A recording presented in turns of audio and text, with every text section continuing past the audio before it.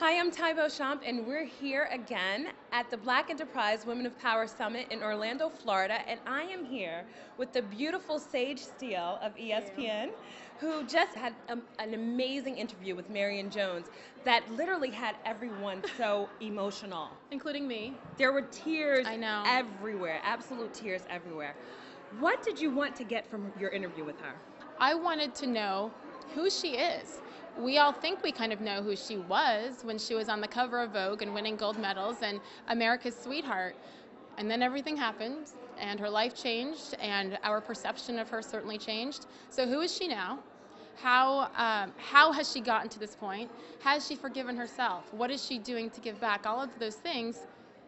And she's doing it. And I think what I learned and what I was hoping to learn, and I certainly did, is that she is just like the rest of us. One of the things that you said is that you were and are a fan of Yeah. Marion Jones. So how did it feel as a well-known and renowned sportscaster and sports journalist, as a fan, to interview someone that you very much wanted to hear from? Well, it felt good. I mean, I admit that just with my career now and working at ESPN, I'm used to interviewing high-profile people, and to me it wasn't this Marion Jones, although it was slightly because I was such a huge fan of hers specifically.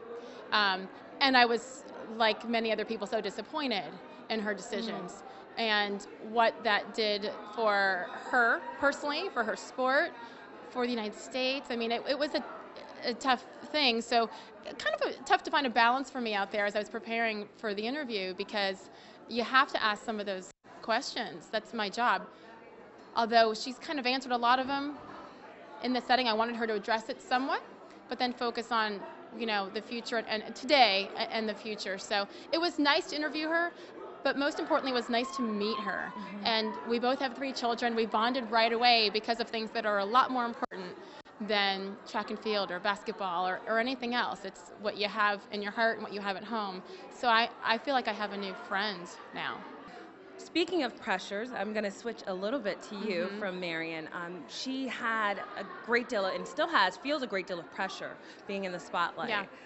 For you, you've been with ESPN for how long now? 4 years, yeah. Okay, and being a woman, sports journalist and sportscaster, like, what is the pressure like for you, and then also as a black woman? I don't necessarily feel extra pressure being a black woman. I think in general, as a woman, we are criticized a lot more harshly than the guys. So I just feel like I have to be better than them. Don't know if that's possible because I'm not keeping score. I would beg to differ. I don't mean, no, I mean, no, thank you. I agree. No, I just definitely. mean, I'm not keeping score. What Right. is it that makes me better than them? It's very subjective. It's up to each person. So I'm trying not to care about that and just take care of my own business and be as good as I can every single day and be okay with that as I go home.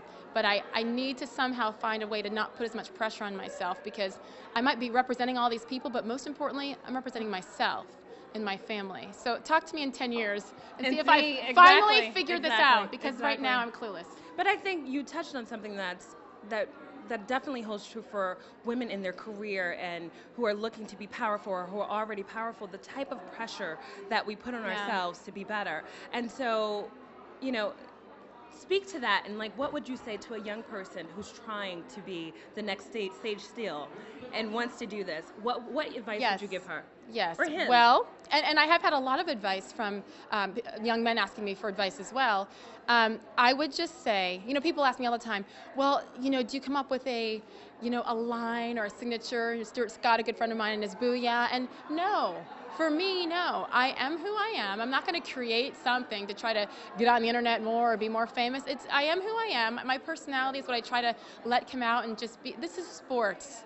Or for the most part, not talking life and death, So go out there and be yourself and be true to who you are. And along the way, it's going to be ugly. There's a lot of people who want these jobs.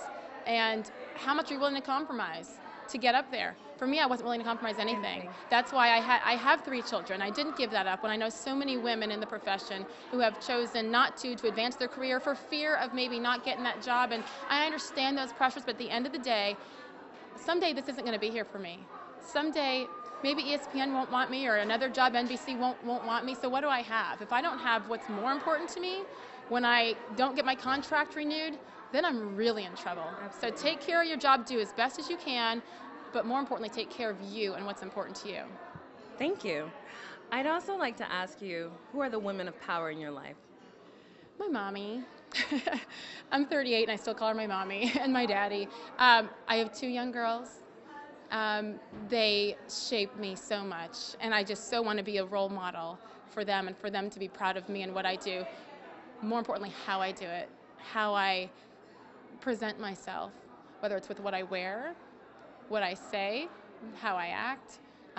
They're always watching. With the internet, what I do today is going to be around for 100 years, so it all stays with you. Can you talk about why mentoring is important? It is so important, and I do it for a lot of young men too. I mean, sometimes it's as simple as I'll take 20 minutes out on my drive home before I get home and it's chaos, and talk on the phone to a young man or woman in college who wants to do this for a living.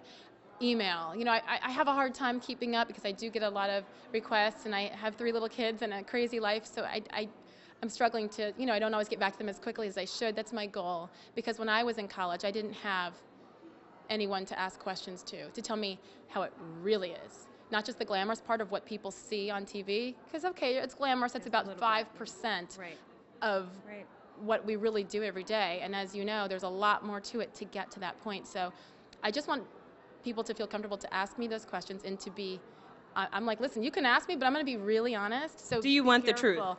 Do you want the truth? And they say yes, and then when I say it, sometimes there's silence on the other line, on the other end of the phone. Are you there? But that's okay. I feel it's really important to tell them the truth, because this is a difficult business, and they need to know what they're getting into. Well, and you know, just... But good. I'm not ripping on, love what I do. There's just a lot more to it than just, you know? The smile. The pretty face and the smile. Well, I think that's it. Thank you so much, Sage, for joining us. Thank you for having me. You are an absolute delight, and your interview with Marion was amazing. So I made everybody, including myself, cry. We all cried. It was, tears.